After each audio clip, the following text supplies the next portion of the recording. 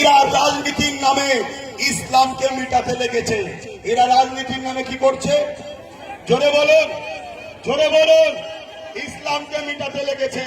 এখন আমি প্রত্যেকটা যুবককে জিজ্ঞেস করছি, তোমার কাছে দুনিয়ার পেটটা আগে হয়ে গেছে না ইসলাম আগে?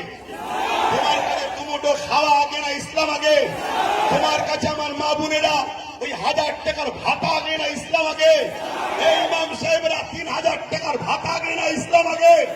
আর আজকে কথা বলো, কেন্দ্রে কেন এই BJP Sarkar I love Mohammad রসুল বলাতে কেন জেল দেবে? এর প্রতিবাদের দরকার আছে না নাই? কেন অর্জুন সিং বলবে ইসলামের রেপ করার কোনো পাপ নয়? এর প্রতিবাদের দরকার আছে না নাই? শুধু প্রতিবাদ নয়, অর্জুন সিংয়ের নামে কেস হয়েছে, তাকে কি পশ্চিমবাংলা সরকার অ্যারেস্ট করছে? এই জোরে বলেন, কেন অ্যারেস্ট করে না? এই পাশের ভাঙরে এক গ্রাম্য মহিলা গ্রামের ভাষায় বলেছে মমতার হাজবেন্ড স্বামী নেই। কি বলেছে মমতার?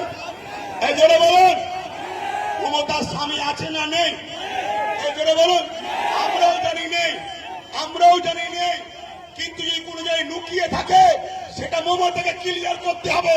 ওটা আমাদের দায়িত্ব নয়, আমাদের দায়িত্ব আমরা যেটা দেখেছি মমতার স্বামী নেই, তাই এই মহিলাটা গ্রাম্য ভাষায় সে বলেছে স্বামীর জায়গায় আঞ্চলিক ভাষায় যেটা বলে, কি বলে ওটা আঞ্চলিক ভাষা, যাকে বলে চাল ভাজা তাকেই বলে খুদ ভাজা, ঠিক তো নাকি?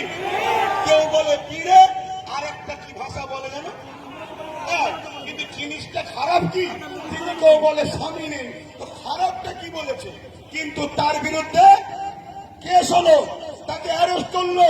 আর এখানে ইসলামের বিরুদ্ধে, আল্লাহর বিরুদ্ধে এত বড় কথা বলেছে। কি কথা? ইসলামে নাকি রেপ করা পাপ নয়। সেই অর্জুন সিং কি অ্যারেস্ট হচ্ছে?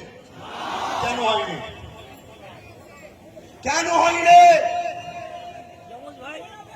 আপনাদের ঘরে ভাবুন, যদি না ভাবে, আব্বাস সিদ্দিকী আল্লাহর জাত পাকের কসম করে বলছি, মাজমপুর থেকে আমি তো আবার যাব। কোন মায়ের বেটা যদি থাকে আমাকে রুখে ওখানে জুতো করে যদি পিটতে না পারি,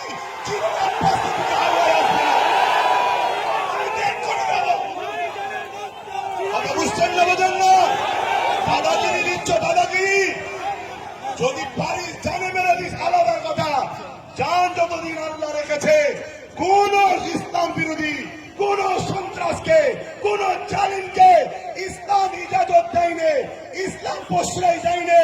আমরা প্রশ্রয় দিতে পারি না।